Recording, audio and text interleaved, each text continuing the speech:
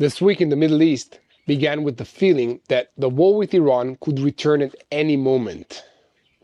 And it also ended with a more complicated question. Are we moving towards an agreement that dismantles the Iranian threat, or towards a ceasefire that gives the regime in Tehran time, money, and breathing room? At the center of the story stands the Strait of Hormuz, a narrow maritime passage through which roughly 1/5 of the world's oil and also gas supply passes. But Hormuz is only the symptom. Behind it are the enriched uranium, the ballistic missiles, Hezbollah in Lebanon, Hamas in the Gaza Strip, the Houthis in Yemen, the militias in Iraq, and the entire system that Iran has built for years in order to threaten Israel, to threaten the Gulf states and the American order in the Middle East.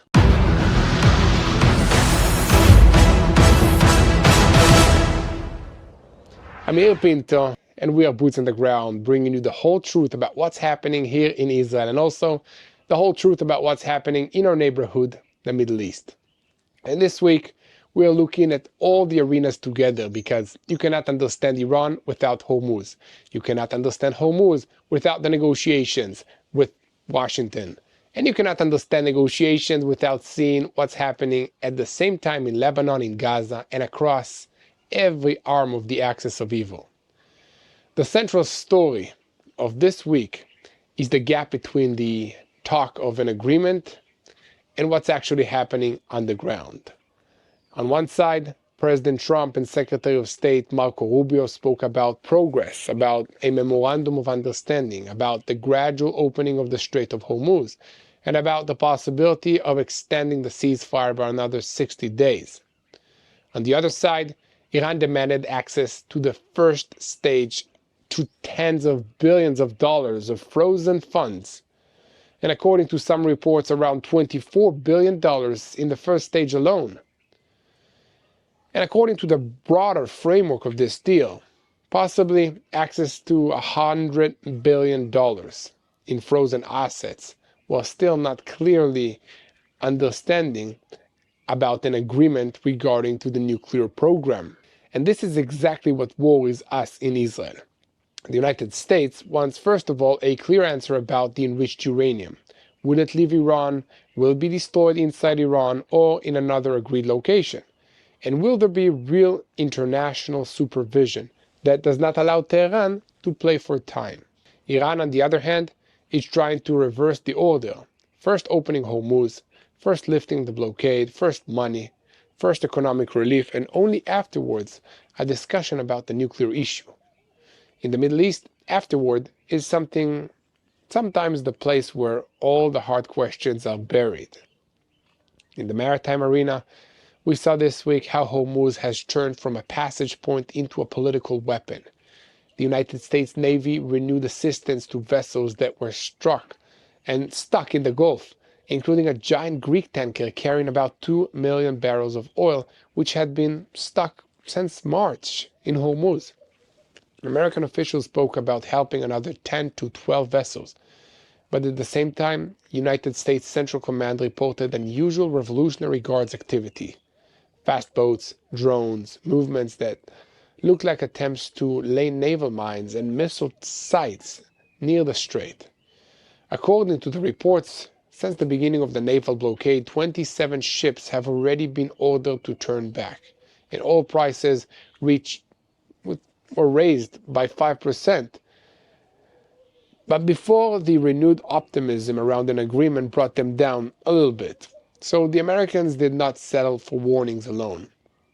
During the week, there were reports of American strikes in southern Iran, near Bandar Abbas, Sirik, and Jask, against the Revolutionary Guards boats that tried to lay mines, and against launch sites and surface-to-air missile systems that threatened the American aircraft. Washington described these as self-defense actions, but Tehran presented them as a violation of the ceasefire.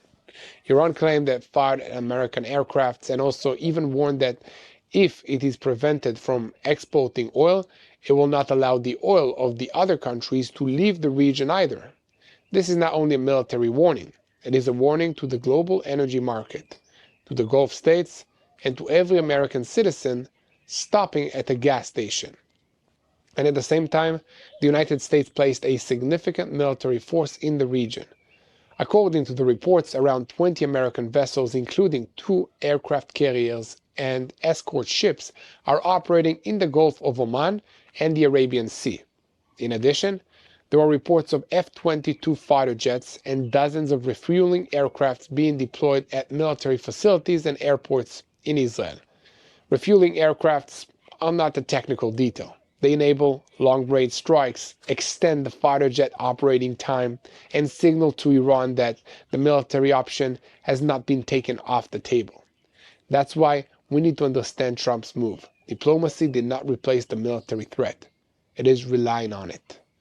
We invite you to take part in something real, something rooted in the land and in our heart. The Rebuild Israel campaign continues, bringing life back to Israel's north. Along Israel's northern border, an area marked by war, displacement, and loss, we are planting an apple orchard, not as a symbol for a single moment, but as part of a long-term commitment to rebuild what was damaged. This orchard is more than just agriculture. It creates jobs for local families. It helps communities return and rebuild. And it sends a clear message to the people of Israel: you are not alone. When you donate, you're not just giving, you're rebuilding. Your support puts trees in the ground, restores livelihoods, and transforms a land scarred by war into a land that grows again. This is how renewal takes root. This is how Israel rebuilds after war. Join us in restoring the North and strengthening the future of the land of Israel. Go now to tbn.org/rebuildisrael or call 800-804-7895. Again, that's tbn.org/rebuildisrael or call 800-804-7895. Rebuild the land, restore hope, bless the future. And now, let us return to the wider picture, because inside Iran itself, the situation this week has no less complex. Mujtaba Khamenei, who is presented in the reports as the new supreme leader, continues to operate from deep hiding in a bunker, underneath a bunker, underneath a bunker, with limited connection to the outside world and with a system of messengers that slow down every decision. And at the same time, he published harsh messages against Israel and the United States, warned that American bases in the region would not be immune, and claimed that Israel is approaching the end of its existence. That does not sound like a regime coming to the table with a true desire to reconciliation. It sounds like a regime negotiating with one hand while threatening regional war with the other. And still, behind the threats, there's also real internal pressure, because after 88 days of being cut off from the internet, one of the longest nationwide shutdowns ever recorded, Iran began reconnecting its people to the internet. So the reports point to enormous damage to the digital economy, loss of income, harm to businesses, and a public exhausted by war, inflation, shortages, and repression. There are also signs of an internal struggle between Iran's president, who's trying to restore some level of civilian routine, and the Revolutionary Guards, who prefer control, censorship, and fear. Outwardly, Iran is shouting that it won this war, but internally it looks like the country is trying not to fall apart altogether. But we must not be mistaken. Pressure is not dismantling, because according to reports this week, the Revolutionary Guards are already trying to restore parts of their missile and drone capabilities. And after the initial assessment spoke about very severe damage to Iran's defensive industry, the fuller picture now indicates that some sites were damaged less than expected, some production lines were moved or restored, and some launchers are still usable. At first there was talk of that about half of Iran's missile launchers had been destroyed. Later, an estimated appeared saying roughly 2/3 of the launchers actually are still usable, and that some had been pulled out of tunnels that were blocked during this war. This is exactly why Israel cannot be satisfied with a headline about an agreement. It has to check what remains in the enemy's hands the day after. The Lebanese arena was the place where the entire Iranian story came down to the ground. And in recent days, the IDF struck dozens and dozens of Hezbollah infrastructures. And one of these days, about 150 targets in Lebanon were reportedly hit within 24 hours. There were strikes in southern Lebanon, the Bekaa Valley, the Tyre area, and spaces where Hezbollah is trying to rebuild its weapons depots, its headquarters, its observation posts, and its firing infrastructure. On one night, more than 100 Hezbollah targets were reportedly struck, more than 90 of them in southern Lebanon. In the Masgara area, terrorists were identified inside an operational facility, and the Air Force struck within seconds and eliminated them. At the same time, the IDF continued to operate underground. Forces from the Mountains Brigade, Brigade 810, under Division 210, together with the Yalam unit, located and destroyed an underground Hezbollah route about 100 meters long in the Mount Dov area. This is not only one tunnel. It is part of a system that Hezbollah built for years opposite the border, inside villages, inside civilian spaces, with the goal of turning southern Lebanon into an attack line against Israel. So while people are talking about a regional agreement, the IDF is still finding on the ground the reasons why Israel must not stop too soon. The newest and most difficult threat in the north is the drone threat, especially FPV drones operated through fiber optics. It sounds technical, but the operational meaning is dramatic. The drone does not depend on a regular radio signal, and therefore it is very difficult to jam with electronic warfare. It can fly low, transmit high-quality video almost without delay, and also it can hit the forces, the vehicles, the commanders, or the infrastructure. So according to the reports, Hezbollah published 136 claims of responsibility during the week, 48 of them involving explosive drone attacks, and since May 19, more than 20 uses of suicide drones were recorded. This is no longer a tactical disturbance. It is a method tried to change the IDF's pattern of operation. The price is heavy. This week, the serious wounding of Colonel Meir Bederman, the commander of Brigade 401, was mentioned, along with additional reserve officers. And after an explosive drone strike in southern Lebanon, Sergeant Nehorai Leiser, 19 years old, from Eilat, an Israeli city in the south, a soldier in the 601st Combat Engineering Battalion, he was killed by a Hezbollah drone also, and another soldier was seriously wounded. Earlier, there was also a report of a female soldier seriously wounded and 6 other soldiers lightly to moderately wounded. These are not dry numbers. This is a meaning of a ceasefire in which Hezbollah continues to hunt forces in the field while everyone is talking about the agreement with Iran. Here in Israel, we understand that defense alone will not be enough. And that's why people are talking about combination of solutions.